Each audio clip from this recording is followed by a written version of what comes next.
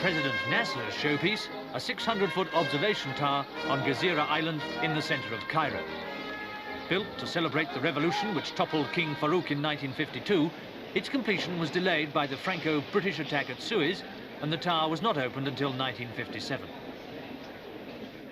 The tower is the symbol of an earlier period of Nasser's rule.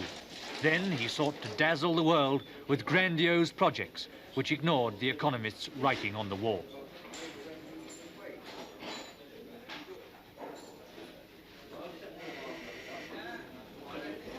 But that phase of Egypt's development today is over.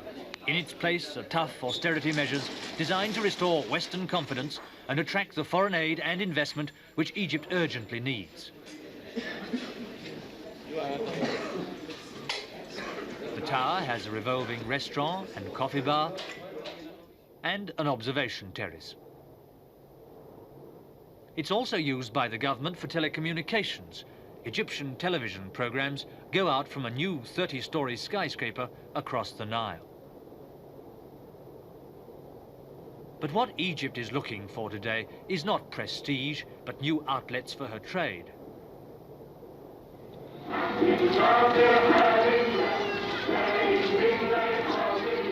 At the foot of the Cairo Tower, a permanent trade fair, the symbol of Egypt's efforts to become the second industrial power in the African continent after South Africa.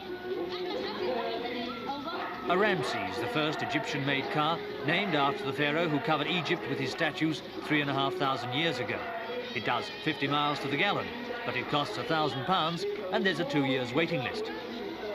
Egypt's first homemade jet plane. It's used for Air Force training.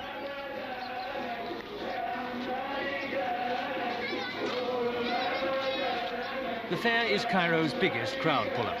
It's to ensure Egypt can keep up this sort of display that austerity measures were imposed. Among them, drastic price increases and 3 days without meat each week for the entire population.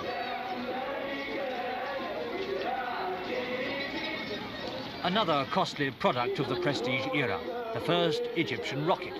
Officially, they're for weather research, but they could be adapted for military ends. Some of the goods displayed are in fact foreign ones produced in Egypt under license, like this Fiat car renamed Nasser. The Nasser car, whose price went up by £800 under the austerity scheme, isn't named after President Nasser, but the similar sounding Arabic word which means victory. In Nasser's Egypt, this means the victory over the British and French invaders at Suez in 1956. The heart of modern Cairo and an early link with Egypt's stormy future. The Opera House, built to celebrate the opening of the Suez Canal nearly 100 years ago.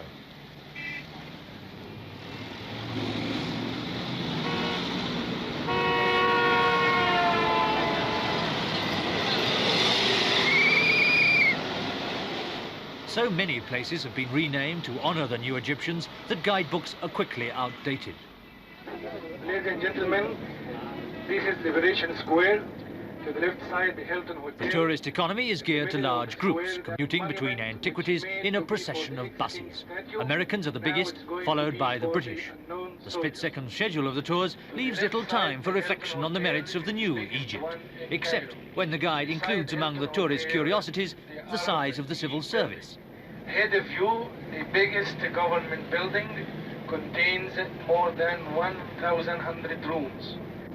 And the government, a tireless organizer of official conferences, is forever taking over the best hotels for them. The tourist may wake up in the morning to official cars outside his hotel and a day's search for a room elsewhere.